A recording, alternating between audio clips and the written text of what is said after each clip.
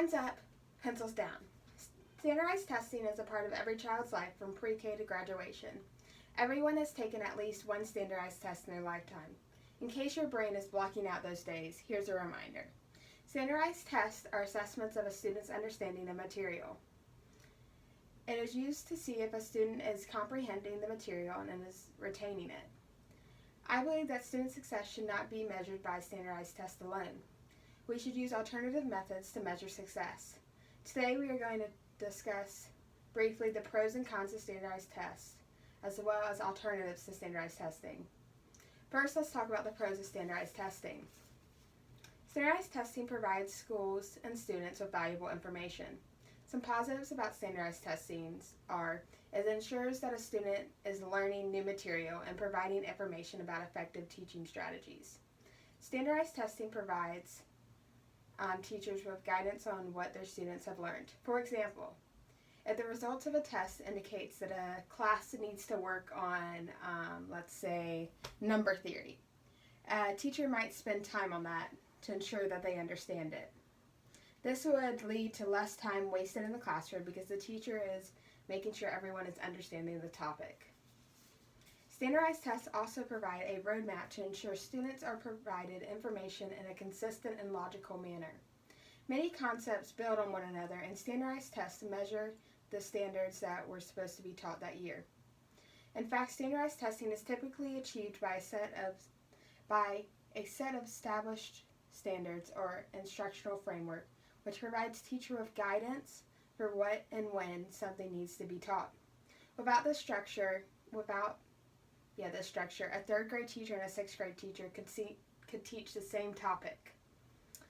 Without these tests, teachers could skip over important topics and lessons.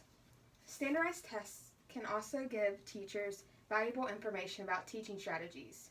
According to the Assessment for Monitoring of Education Systems, the U.S. example, scores can be used as an outcome measure that is a dependent variable in program evaluations. They can inform comparisons among different education strategies or policies and help to identify practices that increase educational achievement and equality.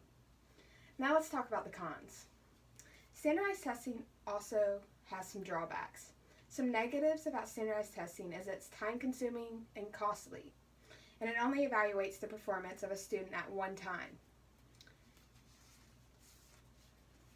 Standardized tests take up a lot of time, and it's very costly.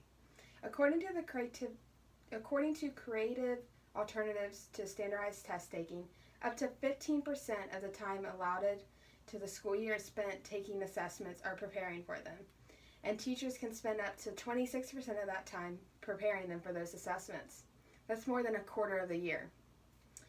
This article also states the actual testing process typically takes 20 to 25 hours each year, and administering the entire testing system costs an estimate of $1.7 billion. Another drawback to standardized testing is it only evaluates a student's performance on a day, and not the overall performance of a student over the entire course. So if a student does poorly on an exam on that one day because they had a dramatic experience and they don't want to take it, then the student is deemed to not have been learning the concept as well. According to creative alternatives to standardized test taking standardized tests don't really provide a full and accurate picture of the student's ability, the overall progress they have made during the year, and the ability of the teacher.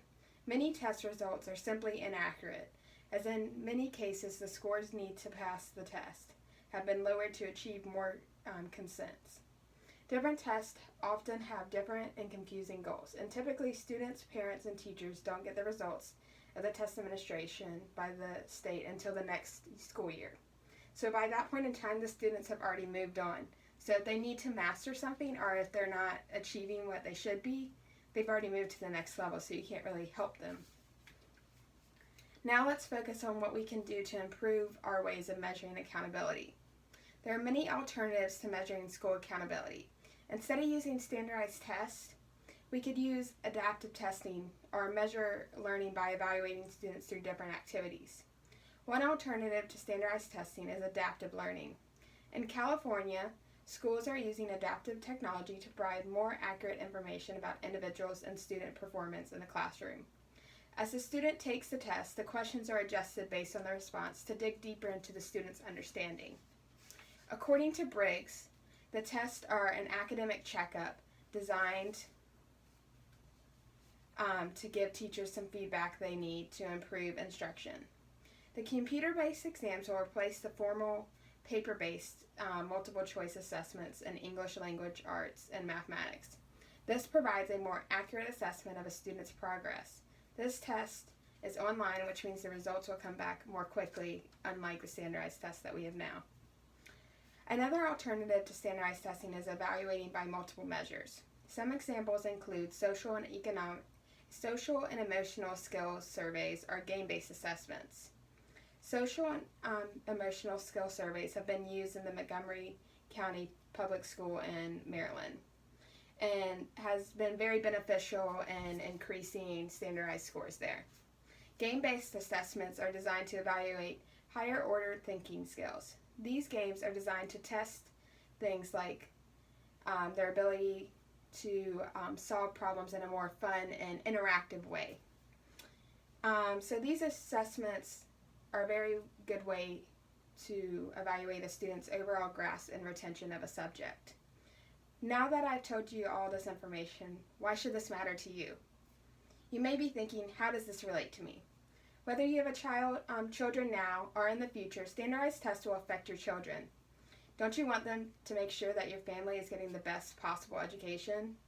Shouldn't your children be evaluated based on what he knows and not how well he performs on a standardized test on that given day? Isn't learning more important than testing? So what can you do about this? You may be asking yourself, how can I help? I'm just one person. The main way to get something done is to voice your opinion.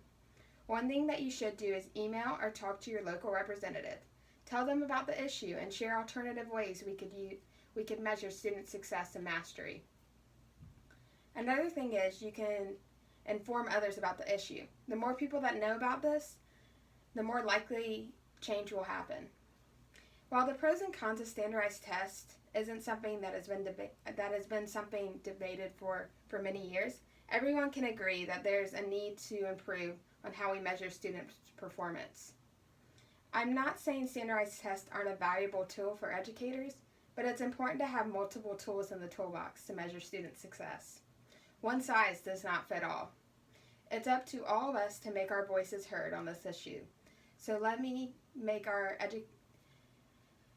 It's up to all of us to make our voices heard on this issue so that we can make our education system the best it can be for our children.